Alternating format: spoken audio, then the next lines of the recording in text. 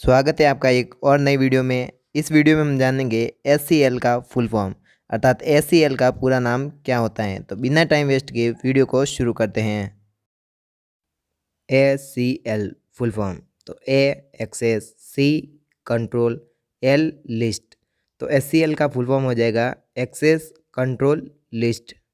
अगर आप computer, mobile और टेक्नोलॉजी से जुड़ी वीडियो देखना चाहते हैं, वो भी बेसिक से लगाकर एडवांस तक, तो इस चैनल पर आपको ऐसी वीडियो मिलेगी। और इसी के साथ इसमें कंप्यूटर की क्वेश्चन आंसर वीडियो मिलेगी, जिससे कि आप किसी भी कंप्यूटर एग्जाम में टॉप कर सकते हैं। तो बिना टाइम वेस्ट किए चैनल को सब्सक्राइब करें। वीडियो पसंद आने पर लाइक शेयर ज़रूर करें और कमेंट करके बताएं कि वीडियो आपको कैसा लगा। इसी के साथ इस चैनल पर आपको मिलेगी कंप्यूटर, टेक्नोलॉजी और मोबाइल से जुड़ी हुई वीडियो। इसी के साथ कंप्यूटर की क्वेश्चन आंसर वीडियो, जो कि आपको हर कंप्यूटर एग्जाम में टॉप करवाएगी। तो तब तक के लिए सीखते रहिए ऐसा इंडिया के साथ। वीडियो देखने के लिए आपका दिल से धन्यवाद।